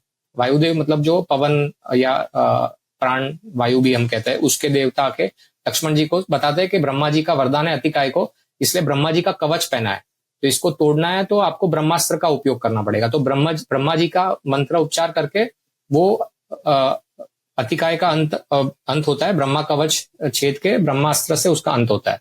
तो ये एक और एक अस्त्र हो गया। फिर एक रौद्र अस्त्र हो गया जो शिव जी के नाम से है। फिर एक पाशुपत अस्त्र हो गया जो अर्जुन ने शिव जी के पास से पाया था। ब्रह्मास्त्र हम सबने सुना है, जिसका हम उल्लेख अगर देखेंगे तो वो आज का जो न्यूक्लियर बॉम्ब है उसके समान है। तो सबसे वन ऑफ द शक्तिशाली अस्त्र था। फिर शक्ति अस्त्र है जो देवी माता का अस्त्र है, जो कर्ण को मिला था इंद्र से। जब इंद्र ने कवच और कुंडल ले लिए थे ब्राह्मण के रूप में आके कर्ण से, तो कर्ण ने व्यापार किया था। उसने, ऐसा दानवीर कहते हैं, लेकिन उसने व्यापार किया था कि आपने कवच कुंडल ले लिए तो मुझे ऐसा कुछ सामने दीजिए। तो कर्ण ने शक्ति अस्त्र मांगा था। तो शक्ति अस्त्र का भी कोई तोड़ नहीं है। ऐसे कुछ अस्त्र है जिसका कोई निवारण नहीं था। फिर एक नारायण अस्त्र है जो अश्वत्थामा ने चलाया था द्रोणाचार्य के मरने के बाद। तो नारायण अस्त्र ऐसा था कि वापस उसका कोई मतलब तोड़ नहीं था। तो कृष्ण भगवान ने सबको बताया कि अगर आप अपने सब अस्त्र जमीन पे रख दोगे और इस अस्त्र के सामने नतमस्तक हो जाओगे तो ये अस्त्र आपको नुकसान नहीं पहुंचाएगा, अपने आप चले जाएगा। और वैसे ही होता है। तो ऐसे कई अलग अलग अस्त्र थे और मतलब एक ही साथ में काफी नुकसान पहुंचाते थे दुश्मन के वहां पे। और अग्नि अस्त्र है तो उसका तोड़ था वरुण अस्त्र, वरुण यानी पानी, जल। तो वैसे सामने उपयोग होता था योद्धाओं के बीच में। तो yesterday I was reading an article, तो वो आर्टिकल था Greek mythology versus Hindu mythology. उसमें ये था कि जो this world is ruled by 3 gods according to Greek mythology, कि ज़्यूस, पोसाइडन और हेडिस। और सिमिलरली हिंदू माइथोलॉजी में भी ये चीज की बना कि ब्रह्मा, विष्णु और महेश। और अगर मैं बात करूं जैसे हमारे हिंदू सनातन धर्म में रामायण है, तो वैसे ही वहां पे ट्रोजन वॉर है जिनकी स्टोरी बिल्कुल काफी हद तक सिमिलर है। तो डू यू थिंक ये सेम स्टोरी है बट डिफरेंट अडेप्टेशन है, या ये अलग अलग स्टोरीज है, ये अलग अलग गॉड्स है? सबसे पहले मतलब माइथोलॉजी का शब्द जैसे मैंने बताया वो हमें मतलब अपने ध्यान में वो बैठ चुका है क्योंकि वो इतने बार हमने सुना है, लेकिन हमें थोड़ा कॉन्शियस अवेयरनेस लाके वो शब्दों का प्रयोग नहीं करना चाहिए हमारे हिंदू इतिहास का जब हम उल्लेख करते हैं। तो इसके लिए वो हिंदू माइथोलॉजी नहीं है, ये हिंदू इतिहास है। और जहां तक ग्रीक स्टोरीज का पता है तो मैंने ट्रोजन जो वॉर था उसके बारे में पढ़ा है। वो महाभारत और रामायण से काफी अलग है, और उसमें एक्िलीज की स्टोरी है जिसको अपने एड़ी के नीचे वहां पे बाण लग के तब वहां पे वो मरता है। तो सिमिलर है, लेकिन मतलब युद्ध है अच्छाई और बुराई के बीच में वहां पे भी, लेकिन काफी अलग है और वो सेम नहीं है, वो अलग ही घटना है ऐसा मुझे लगता है। वो Homer I think is the author, उसका ग्रंथ पढ़ के। ओके, तो हनुमान जी के बारे में थोड़ी बात करते हैं कि वो सातों चिरंजीव में से एक है और आज भी इस धरती पे वो जीवित है। तो उन्हें भी भगवान शिव का अवतार कहा जाता है। तो उन्हें कौन कौन सी सिद्धियां प्राप्त थी, उनके पास कौन कौन सी पावर्स थी? ठीक है, तो ये जब मैंने बताया था कैलाश की जो हमने कहानी सुनी, जब रावण वहां पे जाता है और नंदी जी का अपमान करता है, तो नंदी जी ने कहा था कि वानर के हाथ तेरे कुल का नाश होगा। और बाकी जो देव थे वो भी मतलब पीड़ित थे रावण से। जैसे बृहस्पति की बेटी सुलेखा को परेशान किया था रावण ने वरुण देव के पुत्र को मारा था। अग्नि की पत्नी स्वाहा से दुर्व्यवहार किया था। एक पुंजिका स्थला नाम की एक अप्सरा थे, उस पे उसको जबरदस्ती की थी और बलात्कार किया था। तो जो बृहस्पति थे उन्होंने अवतार लिया पृथ्वी पे, उनके बेटे हुए तार, अग्नि के बेटे हुए नील, विश्वकर्मा जो देवों के आर्किटेक्ट है उनके बेटे हुए नल, वैसे ही वरुण के बेटे हुए सुषेण। तो ये सब ने वानर रूप में जन्म लिया पृथ्वी पे। और पुंजिका स्थला जो थी, जो अप्सरा जिसके साथ बहुत ही गंदा दुर्व्यवहार हुआ, वो बृहस्पति ऋषि के आश्रम में सेवा देने लगी। और एक बार उन्होंने, वो खूबसूरत थी, मतलब जवान भी थी, तो एक बार वो जल क्रीड़ा देखती है, कुछ अप्सराएं और गंधर्व खेलते हैं, तो उसको भी काम भावना जागती है। आश्रम में पहुंच के वो गलत विचार व्यक्त करती है अपने बृहस्पति जी से। वो नाराज होकर श्राप देते हैं कि ये गलत किया, तू वानर बनेगी। तो वो जब माफी मांगती है तो बोलती है ठीक है, तू एक दिव्य आत्मा को जन्म देगी और उसके बाद वापस देवलोक आ सकती है। तो जो पुंजिका स्थला है जिसको श्राप मिला था वानर बनने का, उसका पुनर्जन्म होता है अंजनी देवी, जो केसरी जी की पत्नी बनी वानर रूप में, हनुमान जी की माता। और कुछ समय बाद अंजनी देवी तपस्या करती है शिव जी को खुश करने के लिए, बेटा प्राप्त करने के लिए। और उसी समय शिव जी और पार्वती जी वेंकटाद्रि, मतलब जो आज का तिरुपति क्षेत्र है आंध्र प्रदेश में, वहां से पसार हो रहे होते हैं। तो वो दो बंदर को देखते हैं खेलते हुए, तो पार्वती जी के मन का विचार जान लेते हैं शिव जी, और दोनों वानर का रूप लेके खेलते हैं। और जो शिव जी का वीर्य होता है वो पार्वती जी संभाल नहीं पाती है, तो वो जो फल होता है दोनों का, वो पार्वती जी और शिव जी अग्नि को देते हैं। अग्निदेव भी नहीं संभाल पाता है, और अग्निदेव देते हैं वायु को, और वायु लेके वो फल जा रहा है, तब वो देखता है अंजनी देवी तपस्या कर रही है, तो उसको वो फल दे देते हैं, और वो फल खाने से गर्भवती हो जाती है। और वो जो स्थान है जहाँ पे ये फल दिया था, ऐसे स्थानिक मान्यता का हिसाब से वो हम्पी जो है कर्नाटका का, वहां पे है। उसके बाहर एक आनेगुंडी नाम की एक जगह है, और वहां पे बहुत ही खूबसूरत एक छोटी सी टेकरी पे एक हनुमान जी और अंजनी देवी का मंदिर है। तो ये फल वहां पे मिलने के बाद जब वाली को पता चलता है, वो जहाँ वहां का वानर राजा होता है, वो घबरा जाता है, उसको थोड़ा इनसिक्योरिटी हो जाती है। तो वो अंजनी देवी के पेट पे गरम पंचलोहा डाल देता है कि उसके अंदर जो बच्चा पैदा होने वाला है वो मर जाए। लेकिन वो तो दिव्य आत्मा है, कुछ होने नहीं वाला है, शिव जी का अवतार है। और वो जो पंचलोहा है वो अंदर जाके कुंडल बन जाते हैं हनुमान जी के। तो ये घटना घटने के बाद अंजनी वहां से चली गई होगी। और ब्रह्म पुराण में, और ये जो तिरुपति की जो कहानी है वो पराशर संहिता में है। और ये जो जन्म स्थान है हनुमान जी का, ब्रह्म पुराण में गौतमी महात्म्य खंड है, उसमें लिखा गया है कि हनुमान जी का जन्म हुआ था गोदावरी के तट पे। और आज भी नासिक के पास एक अंजनेरी नाम का एक की जगह है, वहां पे ये हुआ था ऐसा माना जाता है। तो ऐसे हनुमान जी का जन्म होता है। और बाद में नासिक के पास अंजनेरी जहाँ जन्म हुआ उसके कुछ दूर डांग डिस्ट्रिक्ट है गुजरात का, वहां पे अंजनी गुफा भी है और अंजनी तीर्थ भी है, वहां पे हनुमान जी का बचपन था ऐसा माना जाता है। और कपिस्थल हरियाणा में और कुरुक्षेत्र के पास अंजनी टीला या अंजनी तीर्थ, तो वहां पे भी उनका बचपन गया ऐसा कहा जाता है। और फिर सूर्य की कहानी तो सुनिए, वो सूर्य को देख के छलांग लगाते हैं हनुमान जी, और इंद्र का जो वज्र है वो उनको लगता है, और वो लगने से वो नीचे गिरता है, तो वायु बहुत नाराज हो जाता है उनके पुत्र को लगा इसलिए, और इसीलिए वो वायु बहना बंद हो जाता है, तो लोगों को सांस लेने में परेशानी हो जाती है।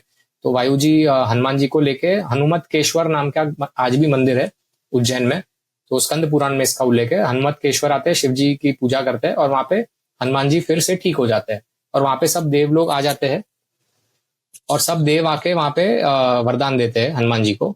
यमराज है, कुबेर हो गए, इंद्र हो गए। इंद्र बोलते कि आप अपनी मृत्यु की इच्छा खुद कर सकते हो। ब्रह्मा जी बोलते कि ब्रह्मास्त्र से आपको कुछ नहीं होगा। यमराज बोलते यमदंड से कुछ नहीं होगा। वरुण बोलते मेरा जो अस्त्र है उससे कुछ नहीं होगा आपको। शिव जी उसको हनुमान जी को वरदान देते कि युद्ध भूमि में आप को कोई नहीं हरा पाएगा। ऐसे अनेक वरदान प्राप्त करके हनुमान जी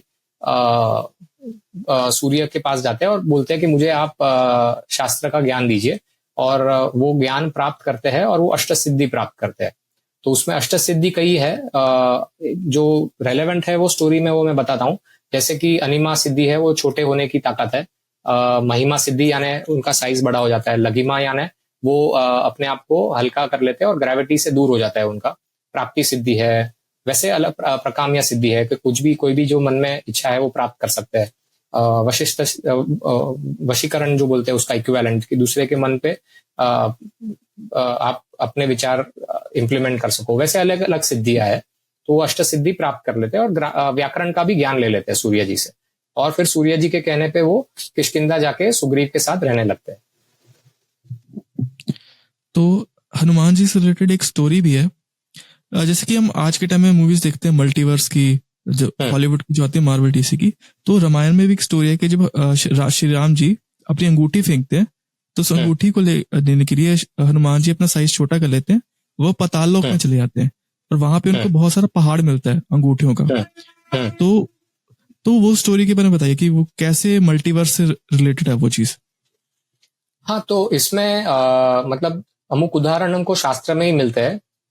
मतलब हम दिवाली मनाते हैं अभी इस अक्टूबर नवंबर के दरमियान, और वो जो शरद ऋतु है उसके दरमियान, और हमारी जो प्राचीन सभ्यता है उसमें हम 6 ऋतु मनाते हैं। वसंत ऋतु जो चैत्र महीने में शुरू होती है, स्प्रिंग, फिर ग्रीष्म ऋतु यानी गर्मी, फिर वर्षा ऋतु, फिर शरद ऋतु जिसमें हम शारदीय नवरात्रि मनाते हैं, फिर हेमंत ऋतु, और फिर शिशिर ऋतु जो ठंडी का मौसम है।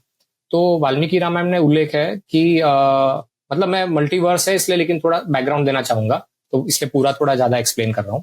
तो जब पंचवटी में थे, जब शूर्पणखा वहां पे आई थी श्री राम को पाने के लिए, तो तभी ऐसे उल्लेख है कि वो जब ऋतु थी वो हेमंत ऋतु थी, मतलब शरद ऋतु के जस्ट बाद का मौसम, क्योंकि थोड़ा मौसम में ठंड थोड़ी आ गई थी, थोड़ी नमी, ड्यू आ गया था, पानी थोड़ा ठंडा हो गया था नदी का, और तब ये घटना होती है।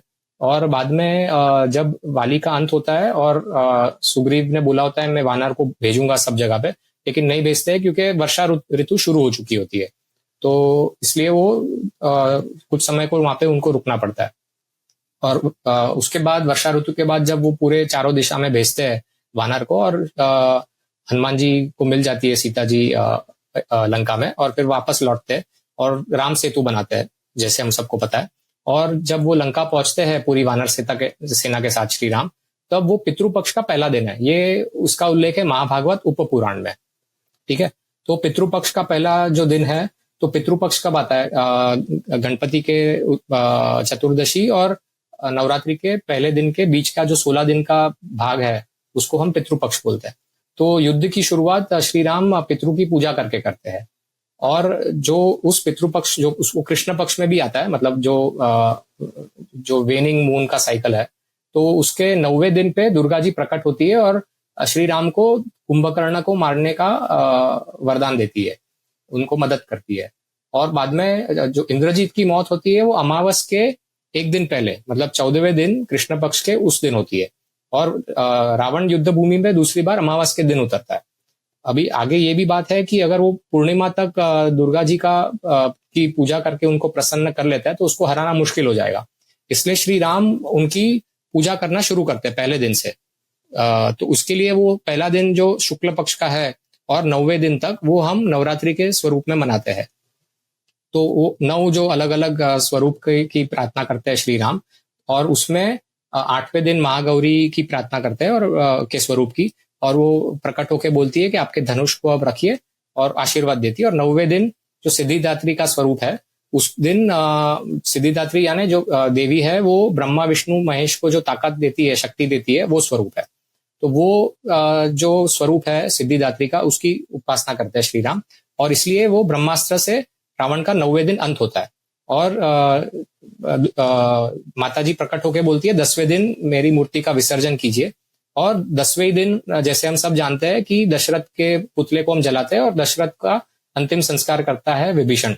और ये यहानगला नाम की जगह है श्रीलंका में, वहां पे ये किया गया है। तो ये हम नवरात्रि का मौसम देखे और ये सब देखे तो हमको अनुमान आ जाता है कि दिवाली और ये इस समय, और दिवाली वो अयोध्या में प्रवेश करता है, इसलिए हम दिए से उनका स्वागत करते हैं। तो ये एक हो गया। अभी मल्टीवर्स हम देखेंगे तो और पद्म पुराण में जो उल्लेख है वो लगभग फरवरी के आसपास का उल्लेख करता है कि जब श्री राम रावण को मार के अयोध्या पहुंचे। तो ग्रंथ अलग अलग है लेकिन वो तारीख अलग अलग दे रहा है, तो घटना वही हुई होगी। तो उसका एक और प्रमाण हमको मिलता है योग वासिष्ठ में। वहां पे काक भूसंडी नाम का एक चिरंजीवी कौवा है, उसकी कहानी है। तो कोई उनको पूछता है कि आप इतना चिरंजीवी है, इतने समय से आप जी रहे, तो आपने क्या ऐसा विशेष देखा है? तो वो काक भूसंडी कहता है कि मैंने ऐसा देखा कि पिछले 3 चतुर्युग में जो भी हो रहा है वो रिपीट हो रहा है, मतलब वही घटनाएं वापस घट रही है। तो ये मतलब इसका मतलब ये होता है कि रामायण भी कई बार हुआ है, और इसलिए जब हनुमान जी को भेजते हैं वो नागलोक जाते हैं, जो मेरे ध्यान में है वो, और वहां पे वासुकी नाग मिलते हैं और वासुकी बोलते हैं कि ये श्री राम की अंगूठी ढूंढ रहे हैं, तो ये रहा ढेर, यहाँ पे से ले लीजिए। और हनुमान जी देखते हैं कि सभी अंगूठी एक सर की है। तो इसीलिए ये मल्टीवर्स का जो कॉन्सेप्ट है वो ऐसे हम अनुमान लगा सकते हैं कि अलग अलग समय पे ये हुई है, क्योंकि इस घटना का उल्लेख अलग अलग समय के बारे में भी किया गया है, ऋतु के हिसाब से या महीने के हिसाब से। ओके, तो अब मेरा एक सवाल है कि श्री राम जी और श्री कृष्ण दोनों ही विष्णु जी के अवतार थे, तो दोनों में डिफरेंसेस क्या थे या सिमिलैरिटीज क्या थी?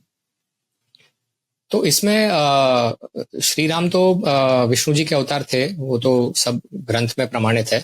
लेकिन कृष्ण भगवान का जो एक दूसरा एक थिंकिंग भी है वैष्णव समाज में कि वो परमात्मा थे, परब्रह्म थे, ब्रह्मन थे। और इसका उल्लेख वो खुद देते हैं कृष्ण भगवान भगवद गीता में कि मैं ही महेश्वर हूँ, मैं ही मूल प्रकृति हूँ, मैं ही ईश्वर हूँ, मतलब मैं ही महत हूँ, जो गॉड पार्टिकल जिसका इक्विवेलेंट हम बोल सकते हैं। तो मैं ही श्री राम हूँ। तो वो जो परमात्मा है वो श्री कृष्ण है, ऐसा हम उससे अनुमान लगा सकते हैं। तो दोनों में समानता तो सबसे बड़ी यही थी कि दोनों धर्म के लिए पृथ्वी पे आए थे और दोनों ने धर्म की स्थापना की, अधर्म को हराया, धर्म का विजय हुआ। तो ये दोनों में सबसे बड़ी समानता ये थी। दोनों में अंतर मतलब होंगे कुछ, शायद मैं नहीं ढूंढता हूँ इतने ध्यान से, लेकिन बहुत अगर सोचा तो थोड़े अंतर ये है कि श्री राम का जो दिखाया गया है चरित्र वो थोड़ा अलग किस्म से दिखाया है। और कृष्ण भगवान के बारे में जो गलत मान्यता है कि वो पॉलिटिशियन या स्टेट्समैन या ऐसा कुछ की मान्यता है, लेकिन वो ऐसा बिल्कुल नहीं था। मतलब महाभारत के युद्ध में भी उन्होंने ऐसे कभी हम जो सीरियल में देखते हैं या किधर ब्लॉग में कुछ पढ़ा होगा, तो ऐसा कुछ उन्होंने अधर्म का कोई सहायता नहीं की थी। फॉर एग्जाम्पल द्रोणाचार्य को मारने के लिए जब भीम बोलता है कि अश्वत्थामा मर गया है, कृष्ण भगवान नहीं बोलता है। तो और युधिष्ठिर भीम का साथ देता है कि हाँ अश्वत्थामा मर गया है, और फिर धीरे से बोलते हैं हाथी। फिर वैसे ही जब भीम और दुर्योधन की लड़ाई होती है, गदा युद्ध होता है, तो उनको भीम को बताते हैं अर्जुन कि आपको उसके जांग पे मारना है। कृष्ण भगवान नहीं बताते, जो कुछ सीरियल में बताया गया है। महाभारत में स्पष्ट है कि अर्जुन बताते हैं अपने हाथ से कि दुर्योधन की जांग पे मारना है। और उसका भी कारण है, जब वनवास गए होते हैं पांडव, तब मैत्रेय ऋषि हस्तिनापुर पहुंचते हैं और वो बोलते हैं धृतराष्ट्र को और दुर्योधन को कि आप झगड़ा मत कीजिए पांडवों के साथ, उनको जो अपना राज्य है वो दे दीजिए। तो तब दुर्योधन उनका मजाक उड़ाता है और अपनी जांग पे मार मार के उनका मजाक उड़ाता है। तो मैत्रेय ऋषि तब बोलते हैं कि तेरी मृत्यु जांग पे वार लगने से होगी। तो धृतराष्ट्र माफी मांगता है। तो मैत्रेय ऋषि बोलते हैं कि ठीक है, दुर्योधन अगर सुलह कर लेता है पांडव के साथ तो मेरा श्राप में खाली हो जाएगा। तो लेकिन दुर्योधन ने कभी वो किया नहीं। और दूसरी बात यह, जब द्रौपदी का वस्त्र हरण हुआ था तब भीम ने भी प्रतिज्ञा ली थी कि दुर्योधन के पैर पे जांग पे मार के उसको मृत्यु दंड दूंगा, क्योंकि दुर्योधन ने तब अपने जांग पे दिखा के बोला था द्रौपदी यहाँ पे आके बैठो, जो वो दुर्व्यवहार था बहुत ही गलत था। तो ऐसे श्री राम और श्री कृष्ण में समानता तो सबसे बड़ी हमें ढूंढनी चाहिए कि दोनों धर्म के लिए प्रतिबद्ध थे। तो जैसे एक टीवी सीरीज भी है रामानंद सागर की, तो उसमें जो कुछ भी दिखाया गया है, क्या वो सब के सब सच है या उसमें कुछ झूठ भी दिखाया गया? बहुत ही अच्छी सीरियल थी। मैंने सच बोलूं तो ये लॉकडाउन के समय नहीं देखी थी वो, लेकिन मैं जब छोटा था, जब वो पहले रिलीज हुई थी 25-30-35 साल पहले, तब मैंने पूरी वो देखी थी। और उसके बाद मैंने वाल्मीकि रामायण भगवान की दया से पढ़ा है। तो उसमें मुझे कोई अंतर ज्यादा दिखा नहीं है, या कुछ ऐसे मुझे ध्यान में नहीं आ रहा है कि उसमें कुछ गलत दिखाया होगा। महाभारत भी जो B.R. चोपड़ा की थी वो बहुत ही अच्छी थी। उसके बाद जो भी वर्जन आए वो मैंने कुछ एपिसोड देखे और लगा गलत है। B.R. चोपड़ा जी की जो महाभारत थी वो बहुत ही अच्छी सीरियल है, देखनी चाहिए। उसमें कुछ कुछ अपवाद है, जैसे कि मैंने गदा युद्ध का बताया, तो उसमें सीरियल में मुझे याद है कि वो कृष्ण भगवान को दिखाते हैं भीम को बताते हुए कि जांग पे मार दुर्योधन के, लेकिन वो एक्चुअली सच्चाई में वो अर्जुन बताता है। ऐसे कुछ छोटे मोटे उल्लेख है, लेकिन मोटा मोटी दोनों सीरियल अच्छी थी, रामानंद सागर जी की और B.R. चोपड़ा जी की। तो जैसे अभी आपने बात की, तो जैसे अभी उसके बाद के जो सीरियल्स बने हैं, तो डू यू थिंक उसका इम्पैक्ट भी पड़ता है इस जनरेशन पे? आने वाली जो जनरेशन है उसका इम्पैक्ट किस तरीके से पड़ेगा? तो जब वाल्मीकि जी बैठे थे गंगा के तट पे या तमसा नदी के तट पे, तो उन्होंने एक पक्षी को देखा और बहुत अच्छा लगा उनको देख के। तो तब एक शिकारी वो पक्षी को मार देते, तो क्रोध में आके वो शिकारी को श्राप देते, और उन्हें बाद में अफसोस होता है कि मैंने इतनी तपस्या की और काम है क्रोध के वश में हो गया। तो तब ब्रह्मा जी प्रकट होते हैं और बोलते हैं कि आपने जो फॉर्मेट में श्राप दिया है वो आपको आगे वही उपयोग में आएगा, और इसी फॉर्मेट में इसी तरीके से आप ग्रंथ की आदि काव्य कहते हैं रामायण को, उसकी रचना करेंगे।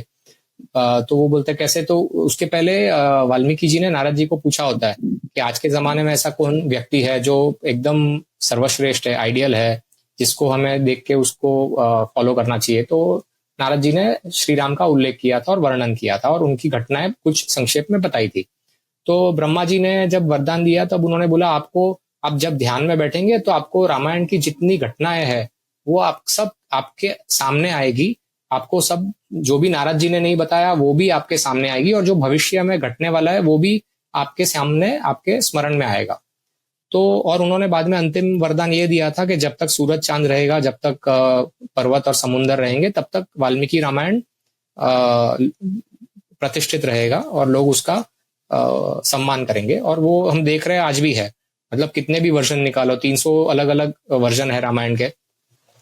वाल्मीकि रामायण तो है ही अद्भुत, तुलसीदास रामायण भी है अद्भुत, और भी होंगे। लेकिन मतलब ये चलते ही आएगा। मतलब नए सीरियल बने या नहीं बने, हम पॉडकास्ट करें या नहीं करें, हम तो निमित्त बन रहे हैं श्री राम का, हनुमान जी का और सीता जी और लक्ष्मण जी का नाम आगे करने का। लेकिन वो ब्रह्मा जी का वरदान है, वो तो चलते ही रहेगा। तो रामायण और महाभारत में कितने टाइम डिफरेंस था? उनके बीच में कितना टाइम डिफरेंस था? ये बहुत ही अच्छा क्वेश्चन है। इसमें ये मैंने जो मेरी बुक है उसमें लिखा नहीं है, लेकिन मेरा जो मानना है, मेरी जो समझ है वो मैं बताता हूँ। तो महाभारत का जो है वो कलयुग की शुरुआत हुई थी 5125 साल पहले। वो वर्ष था 3101 BCE, बिफोर कॉमन ईरा। और उसके पहले 36 साल पहले महाभारत का युद्ध हुआ था, क्योंकि युधिष्ठिर का जो कार्यकाल था वो 36 साल का था। उसमें 15 साल और 21 साल डिवाइड करते हैं। 15 साल धृतराष्ट्र साथ में थे और 21 साल अकेले। तो तो 3138 के अंत में ये युद्ध हुआ था और 3101 में कलयुग की शुरुआत हुई थी। और आज इसको 5125 साल हो गए। और बात करते हैं रामायण की, तो रामायण का उल्लेख जो है वो रामायण का जो उल्लेख है वो वाल्मीकि रामायण में कहा गया है कि वो हुआ था त्रेता युग में। और त्रेता युग की अगर हम गिनती करें तो कलयुग के पहले जो द्वापर युग था उसका कार्यकाल है 8,64,000 साल। तो 8,64,000 प्लस 5,125, और श्री राम ने राज किया था 11,000 साल। तो कम से कम 8.25 लाख साल तो हो गए श्री रामायण को। तो ये मेरा मानना है। ओके, तो बिफोर रैपिंग द पॉडकास्ट, तो मैं आपकी कोई एडवाइस लिसनर्स के लिए? अपना धर्म जो भी है उसका पालन करे। मतलब अगर आप एक विद्यार्थी है तो विद्यार्थी ब्रह्मचारी धर्म का पालन करे। अगर आप एक बेटे या बेटी है तो अपने माता पिता का सम्मान करे, उनकी आज्ञा माने। अगर आप एक पति है तो अपने परिवार के प्रति आपकी जो जवाबदारी है गृहस्थ आश्रम के स्वरूप में, उसका पालन करें। अगर आप एक पत्नी है तो स्त्री धर्म का पालन करें। अगर आप एक योद्धा है, सेना के जवान है, तो आप तो कर ही रहे हो, बोलने की जरूरत नहीं है। आपकी जान पे खेल के आप सेना के साथ खड़े हो अपने बॉर्डर पे, तो वो भी एक है। अगर आप एक व्यापारी है, बनिया वर्ण के हो, तो ईमानदारी से धर्म के आधार से अर्थ इकट्ठा कीजिए। अपने जो पुरुषार्थ है धर्म, अर्थ, काम और मोक्ष, तो काम भी अपना एक पुरुषार्थ है। तो काम लेकिन ऐसा होना चाहिए कि वो धर्म के आधार पे हो और इधर उधर का ना हो धर्म। तो अगर आप धर्म के आधार से जीवन अपना बिताएंगे तो आपके जो आपका जो कर्मफल है वो कम होते जाएगा, आपका प्रायश्चित होगा, आपके चित्त की शुद्धि होगी, आपका स्वभाव सुधारने का प्रयत्न करें। और स्वभाव जैसे बताया शारीरिक, वाचा से और मानसिक, तो इस तरह से। और मोक्ष व्यक्ति के बिना असंभव है, ऐसा मेरा मानना है। तो आप कोई भी मार्ग लीजिए, अगर आप साधक है तो सन्यासी का मार्ग लीजिए या कर्मयोग का मार्ग लीजिए, लेकिन दोनों में भक्ति का उल्लेख है। तो प्रभु की भक्ति, जो भी आपके इष्ट देव है, जो भी आपको अच्छे लगे, हनुमान जी हो, श्री कृष्ण हो, श्री राम हो, या माता हो, या शिव जी हो, तो उसकी भक्ति कीजिए, तब आपको वो मोक्ष का मार्ग खुला मिलेगा।